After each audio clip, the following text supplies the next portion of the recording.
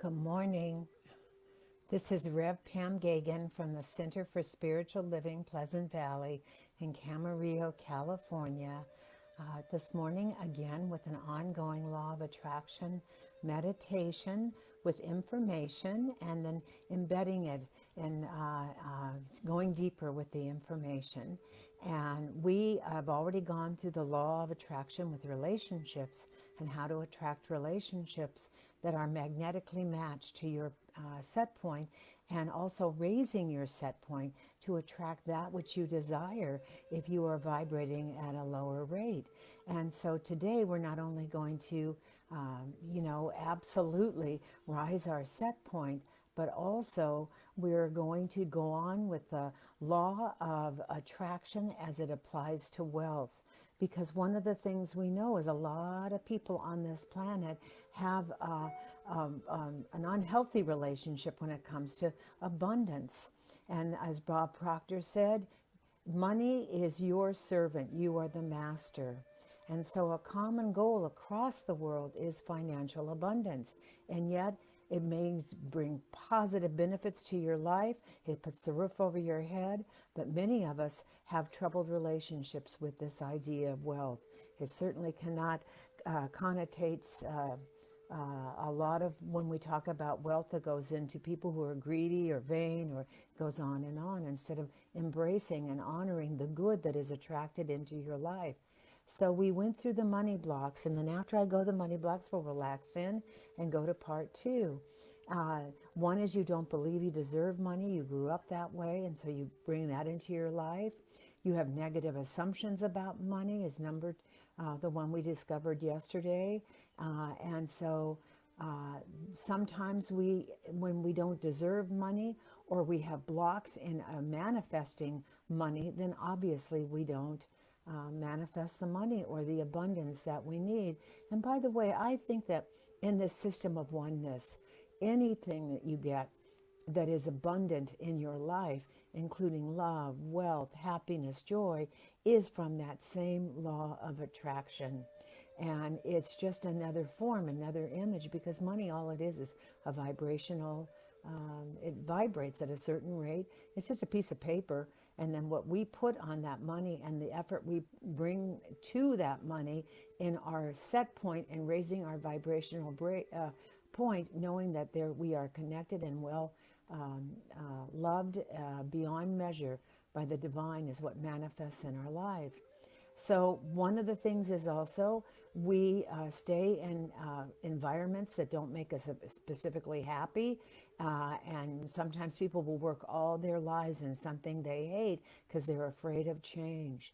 So blindness to the signs that you may be not opening up to new opportunities is also very important. Awake, aware, alert, and then taking the courage to step out and do something you really want to do. Learn something new, do something new, no matter how old or how young you are. And an excessively giving mindset also is a block. Givingness is great, but to manifest abundance, you need to be a giver and a receiver and be in that circle of giving and receiving. Also, lack of specificity. And also, when we are specific about what we want and you have a clear intention, then your subconscious mind takes over more or less. When you are clear, it takes over. With vague goals, you end up being kind of wishy-washy through it all, as I say. So when you have a mindset that is a specific amount of money or a specific time span, I state it, I believe it, I write it down of what I would desire, and then I end up with this or something greater.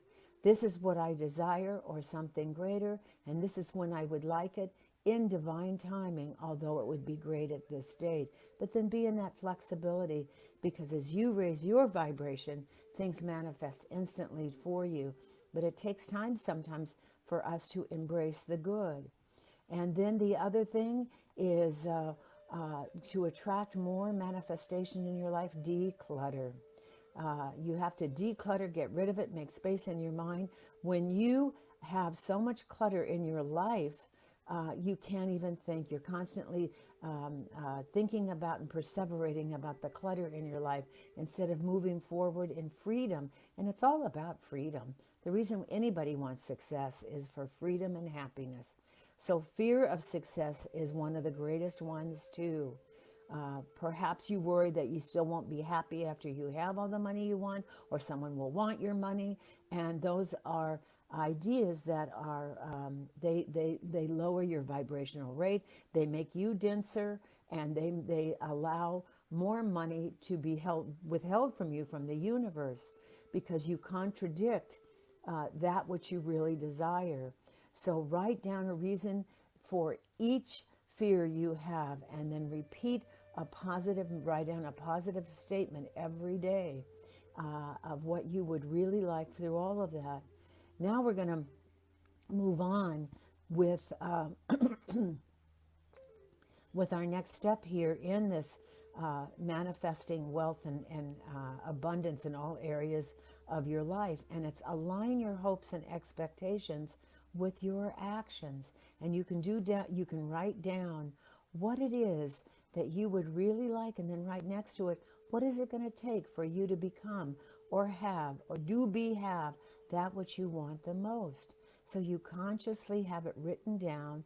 You've written it down, and then you know that that it's on its way as you lift your consciousness.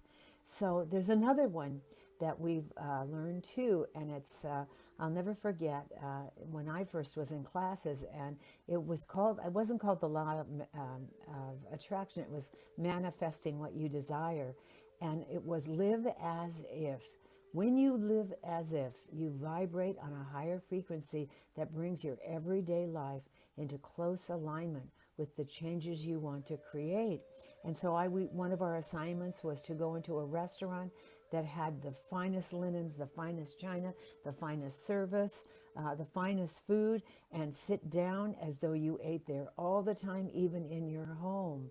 And so now these days, over COVID, I don't know what you can do, but you could set your table at home and pretend you're entertaining the king or queen of whatever sovereignty you want on in every in every area of your life. And it changes you because you start to live into the elegance of who you want to be. So you behave like you already have what you want. If you're going to lose weight, for example, fill your wardrobe with clothes you'll be able to wear and walk with confidence of someone with their dream body. Meanwhile, if you want to fall in love, create a real space in the house for your soulmate. This can even include buying them their own chair and honoring them. And as you unclutter and realize that throwing old things out leaves new for the new in your mind, you get rid of limiting beliefs also. You stop holding yourself back from your goals and become more empowered in your quest for perfection and happiness. So now we're going to relax in, and knowing that the universe is already received that message, that seed thought in that soil that just says yes. And look for telltale signs. Those telltale signs date back all the way to the ancient times, where we even have some quips about them and some affirmations about them. But right now, we are just relaxing in. It's a lot of information. Feeling that wave of energy come up through the feet, feeling the body heavy in the chair, just relaxing in, listening to my voice.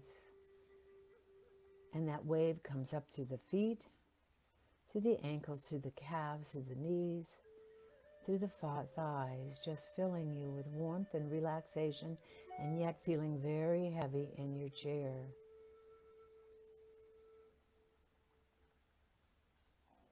Now feel that wave come up to the hips, the lower abdomen, the upper abdomen. Just letting go. Up to the heart chakra, up through the back and around the back and in your shoulders and in your neck, and just relax your shoulders. Let them drop.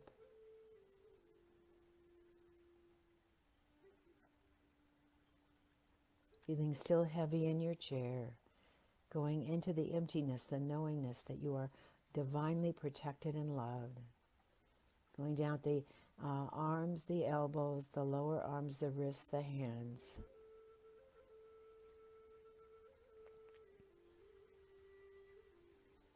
And now coming back up through the head and the crown chakra and the face and the jaw. And you may even feel slack-jawed at this point. It's okay. Let your tongue go and your jaw go and your cheekbones. And then come on up through the forehead. I always call it the bacon brow. Unfurl the bacon brow. Have it go straight out the crown chakra. And just feel that wave of energy, like a light energy, surrounding you to the north, the south, the east, the west, the top, the bottom, the front, the back. And just relax in as we go into affirmative affirmations to begin your day. I am deserving of wealth, and I am moving towards a life of abundance.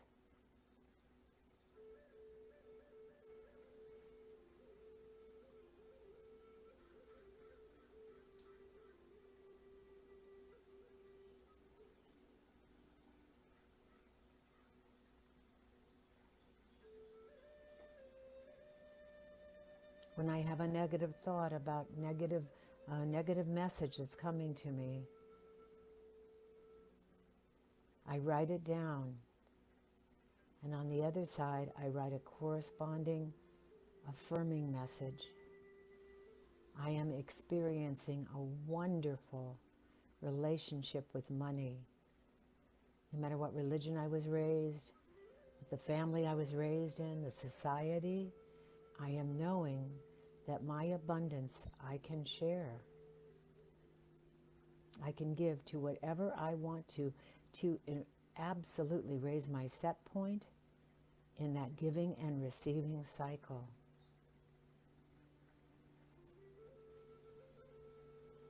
And I am affirming, no matter how much wealth in the bank or on paper I have, I am whole, perfect, and complete and happy.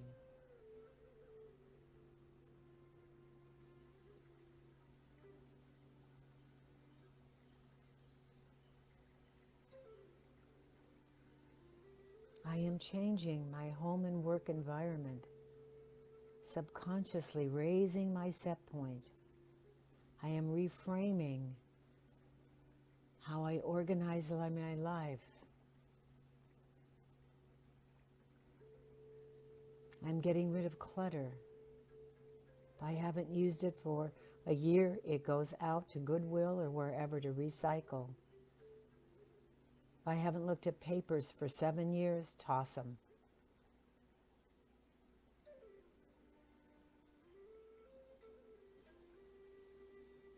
Clothes that don't make me happy, gone. Things that make me happy, I have the space to display.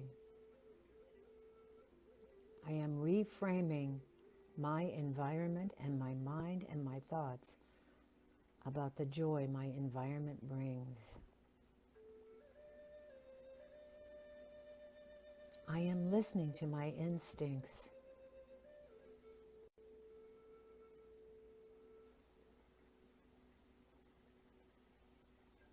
I don't discredit those gut instincts that have been ingrained in my subconscious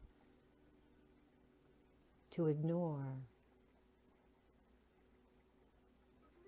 I am spending at least 10 minutes in meditation, connecting with Source itself.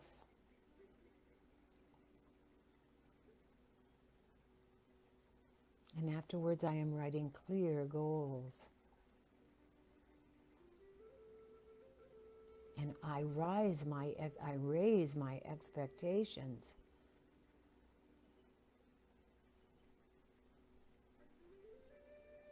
my lower expectations that are created out of fear and lack, I recreate a new image. And I look at those people who have harnessed the energy required for a wealthy life in order to attract what they want. And I know that it is possible. I know when you hear a story like an Oprah, who came from poverty, who came from abuse, who came from being discriminated against, she rose above, changed her set point, and changed the world.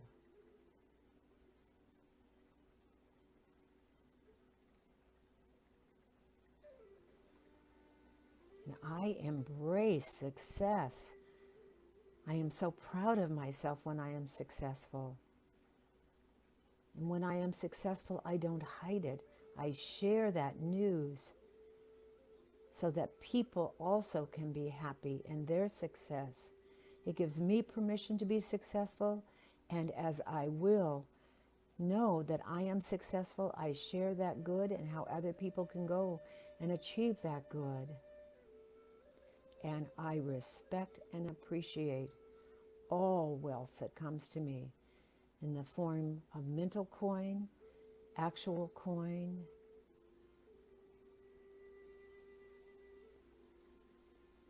love, fun, whatever it is. Money comes to me, doors open for me, I feel useful, and the work I do feels like play.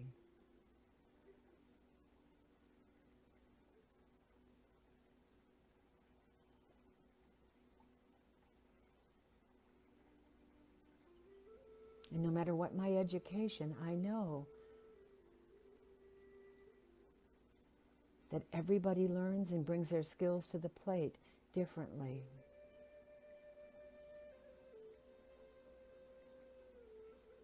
So by listening to who I am and the gifts I bring, my success comes from education that I've achieved in those hard knocks of life and those good joys of life.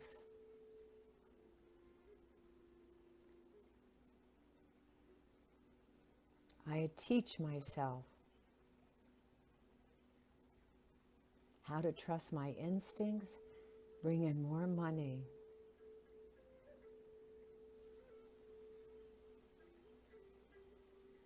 And I am aware that money is the tool that gives me the freedom to go wherever I wish. But I'm also aware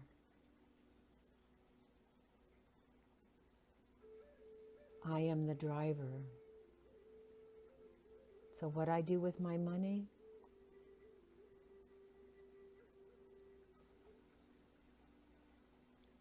I look carefully at my spending.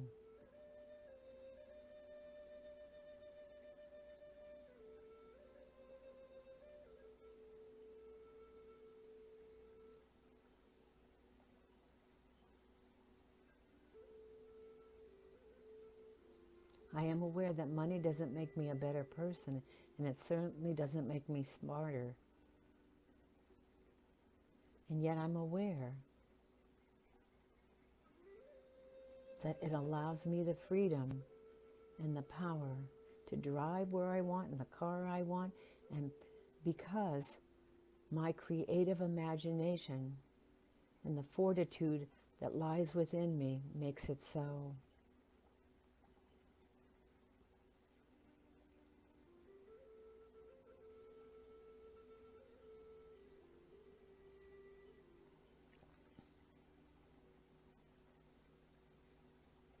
I am learning new ways of spending my money. If it takes living on less so I may save money and invest money and give back to society, that's a win-win. I'm aware.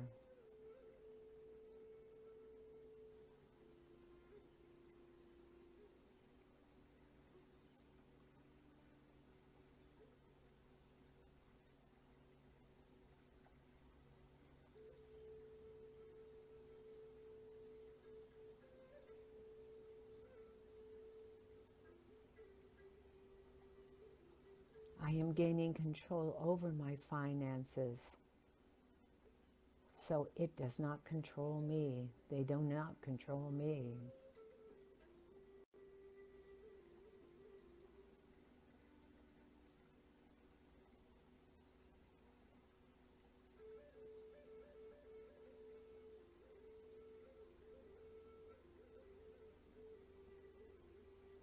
And I love this quote by Joe Barden that I shared before. If you want to know what you value, look at your budget. It will tell you what you value. Where you put your money is where you put your time and your energy too.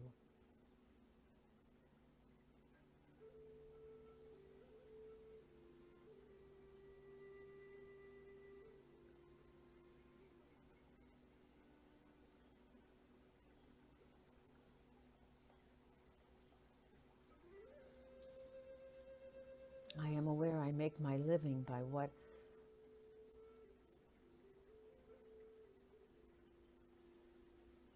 I get from the good that I bring. And I also make my life by what I give.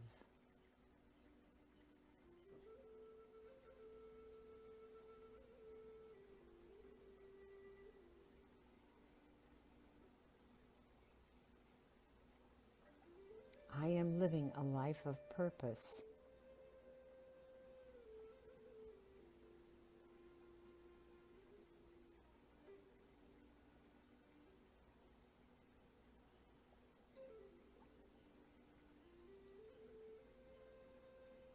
I am persistent in my daily actions, my daily writing down the negative thoughts, changing them into positive thoughts, meditating every day for at least 10 minutes, listening to my inner instincts,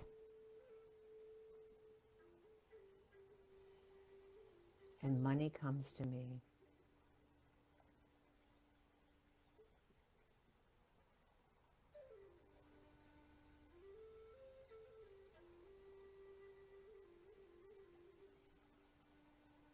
And I am saving money when I have it, because that's the time to save it, when you have some. And watch it grow.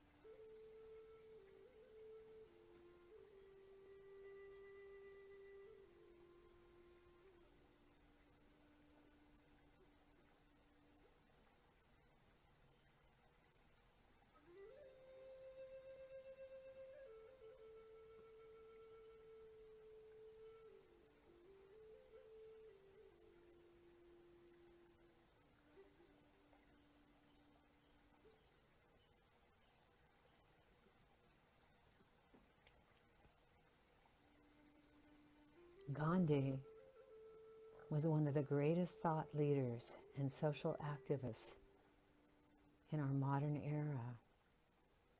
He was a modest man and he never talked about money at all. So finding a quote among all of his quotes about anything, when I found one about money, is interesting.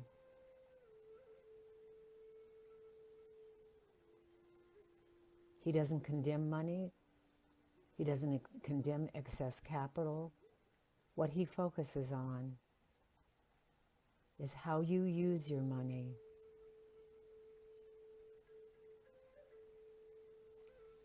He said we have an abundance of money in the world, however, billions are poured into things that don't really matter instead of doing things that matter, like helping others.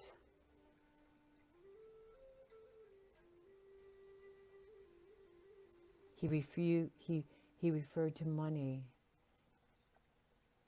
as some form or another of capital.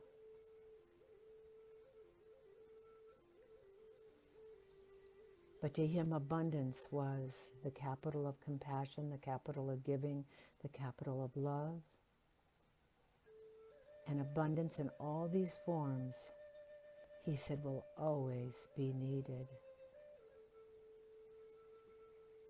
So I am seeing you absolutely filled with that capacity to give from the heart, be in the heart, trust, make your life easy, decluttering, go into expectation and do the work. Write down what keeps you from playing small, and write down what you need to do to get your life, to make it easier so more good can flow in your life. We're continuing on with the law of attraction next week, and we're starting with strategies to stop self-critical thoughts and start practicing self-love. We are learning how to love ourselves because that's where it all begins. And on that note, I love each and every one of you. God is, I am. You are the power and presence. And I will see you Monday, and I'll see you Sunday with our wonderful Reverend Mike McMorrow. It is so great on his book, Blue Collar Spirituality. He is fun, he's brilliant, and so please join us. Mwah! Have a blessed weekend. I'll see you Sunday morning, actually Sunday afternoon at noon. Namaste, peace out. I love each and every one of you. And so it is.